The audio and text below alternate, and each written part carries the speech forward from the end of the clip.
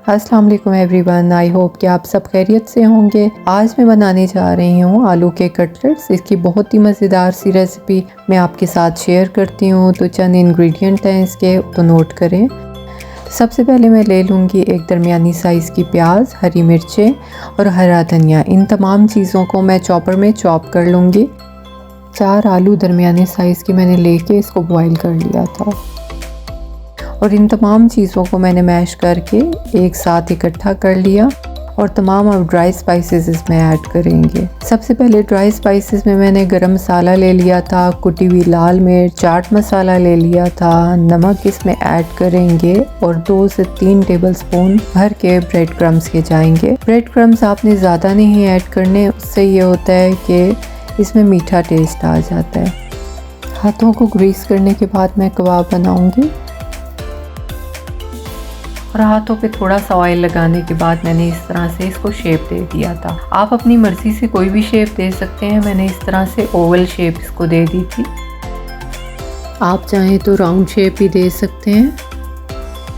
तो इस तरह से अंडे में डिप कर करके मैं ब्रेड क्रम्स के ऊपर रखती जाऊंगी।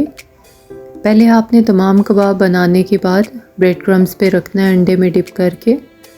आपने एक साइड को ब्रेड क्रम्स में जब रखेंगे तो आपने टर्न नहीं करना, पहले एक साइड पे इस तरह से रखते जाना है और जब 2 मिनट गुजर जाएंगे, जब हम सब कबाब बना लेंगे, उसके बाद हम इसको टर्न करेंगे।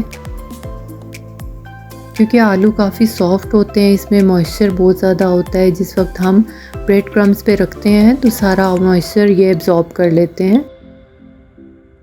इस तरह से हम सारे कबाब बना लेंगे और इसको इस टाइम पे मैं टर्न करूंगी और फ्राई करने के लिए ऑयल थोड़ा सा पैन में गरम करेंगे।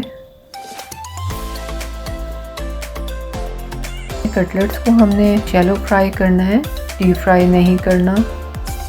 किसी भी पैन में थोड़ा सा ऑयल डाल के शैलो फ्राई करेंगे हम इसको।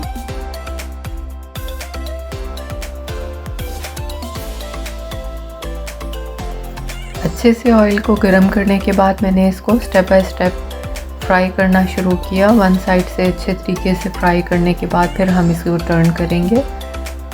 जब एक साइड से अच्छे से फ्राई होंगे तब हम इसको टर्न करेंगे। वैसे हमने कबाबों को उलट पलट नहीं करना।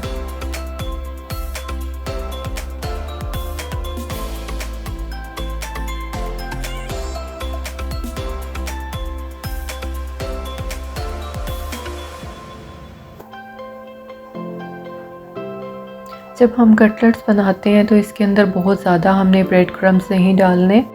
बहुत ज़्यादा ब्रेड क्रम्स डालने से आलूओं का अपना टेस्ट नहीं रहता। तो इसलिए मैंने इसे 2 से 3 टेबलस्पून भर के इसमें ब्रेड क्रम्स शामिल किए थे। इससे ज़्यादा हम इसमें शामिल नहीं करेंगे।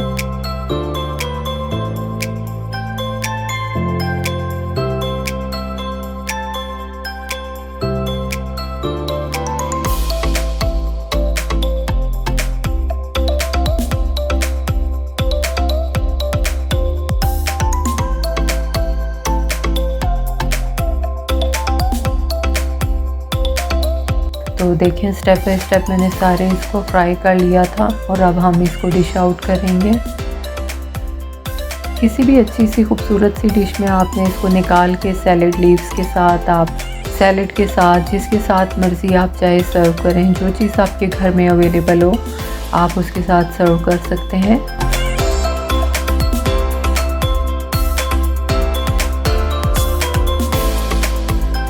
मैंने इसको क्यूकम्बर के साथ और ग्रीन चटनी के साथ सर्व किया। बहुत ही मज़ेदार लगते हैं ग्रीन के चटनी के साथ। आप केचप के साथ भी सर्व कर सकते हैं।